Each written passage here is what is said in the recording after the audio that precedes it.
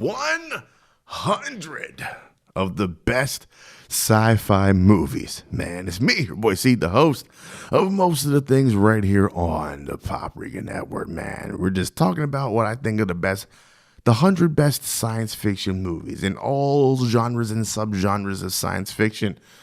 I laid them out, man. One a day, racked them and stacked them, man. One a day for the first 100 days of the year 2022. Is it a gimmicky podcast? It absolutely is. Yesterday, if you didn't listen to yesterday's podcast, man, we talked about number 28 on this list, The Martian. Mark Watney. It is not a biopic, people. It is a pure work of fiction. But it is, like I said on that podcast yesterday, a great testament of the human condition. Is a great survival movie. Is ultimately what it is. It's a survival movie. It's just not like The Revenant out in the cold. It's just the cold of space. It's a good movie, man. A lot of science in there. It's a win for the nerds, man. A win for the math nerds. A win for the science nerds. The Martian is great. Today, we're talking about number 27 on this list.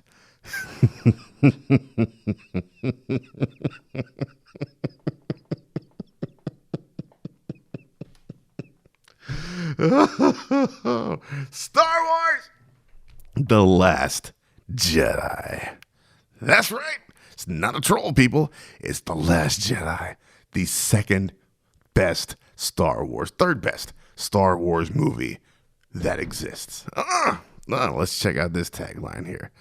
Darkness rises and light to meet it. I'm going to give it a B+.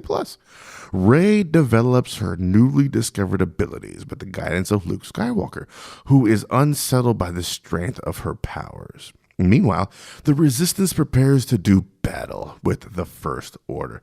This is, as far as I know, this is the first Star Wars movie to take place immediately after the events of the Star Wars preceding it. I fully think the best way to watch this is a double feature of The Force Awakens and The Last Jedi. Wholeheartedly believe that. So let's go ahead and talk about it, man. This movie, incredibly derided when it first came out, man. Divisive, to say the least. This movie is the beginning of the toxic Star Wars fan. And they've moved in. They are here to stay. We will never get rid of these people. Whether you like the movie or not, this proves the and maybe a little bit of Force Awakens, but here really proved the true split in the fandom, and things at this point are insurmountable. They are now forever just going to be these toxic fans all over the place. I myself was unsure of how I felt when I first came in. I was like, I really need to see this movie again. And when I watched this movie again, that's when it really clicked into place. That The Last Jedi is a fucking beautiful movie.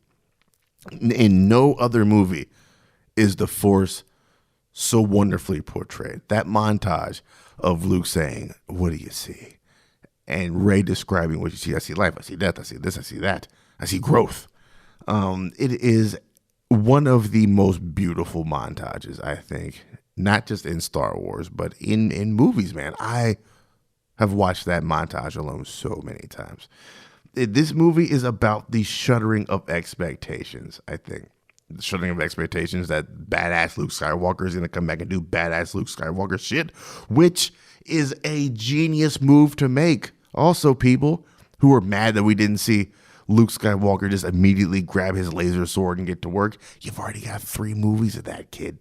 So, let's give us something new. If you think, for all the people that are mad that Luke Skywalker didn't want to get involved in this shit, like, if you think he's just going to grab his laser sword and go, that means you wanted no development of this character in the 30-year span that we don't see what's going on.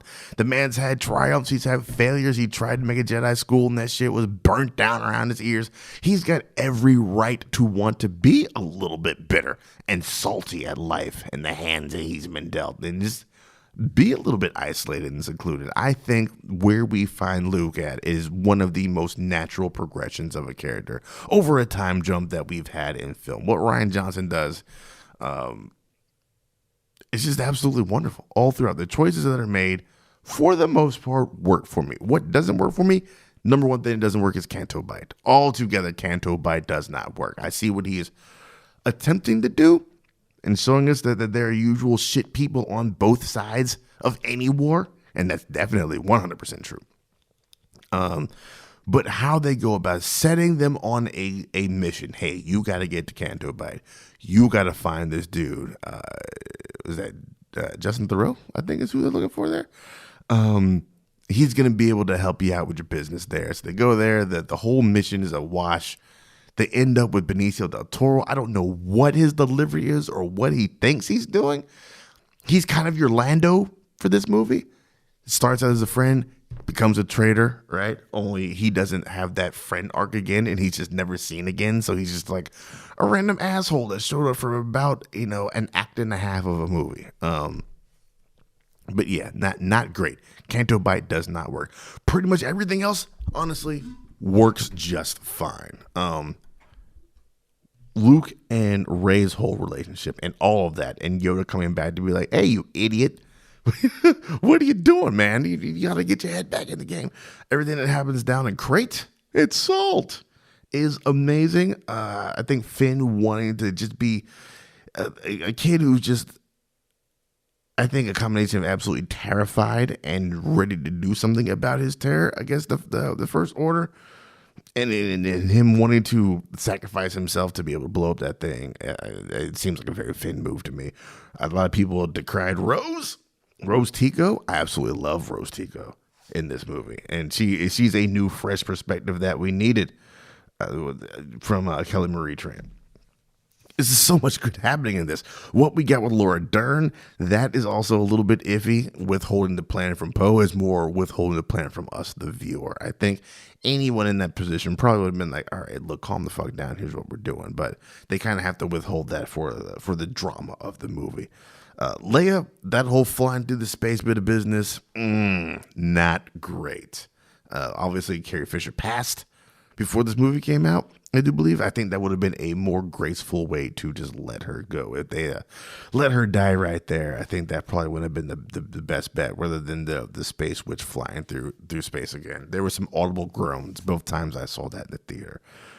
Cinematography-wise, this is the best-looking Star Wars movie that has ever existed, and as far as I know, it will be the best-looking Star Wars movie that ever exists. Rogue One kind of gives it a run for his money because it's Greg Fraser, same dude who did Dune, same dude who did The Batman. But no, this movie is absolutely beautiful from the beginning to end. The choices that the dispatching of Snoke. If you want to say that Force Awakens is just another Star Wars, then this is another Return of the Jedi, kind of, by dispatching that big bad as early as they do. And then you're like, oh, is there a glimmer of hope for Kylo Ren? And then he just wants to take Snoke's place, and you're like, you almost had a kid. So much good happening in this movie. So much great development. The fact that they make Rey a nobody, a true nobody, signaling that there's more shit happening in this universe than just shit involving Skywalkers, I thought was a great choice. Give us something that's not Skywalker. And then they unfortunately shoehorned it right back in with the Rise of Skywalker. But yeah, there's so much good that's going on with The Last Jedi that, no, I'm not changing anybody's mind on this. The battle lines have been drawn, and they have not been crossed since they've been drawn a couple years back. But I will cape for this movie as long as I humanly need to let people know that this movie is far, far better than they think it is, man. Bold attempts were made. Huge swings for the fence were made with this movie. And I think he connected with a good bit of those swings, and he went yard on a lot of it, man. So that's it for number, 27 on the list here? Yeah, I think number 27 on the list, man. The Last Jedi. We'll be back in 24 of the hours, man, to keep this bad boy on a rolling, man. So until then, you all take it easy and have a good one.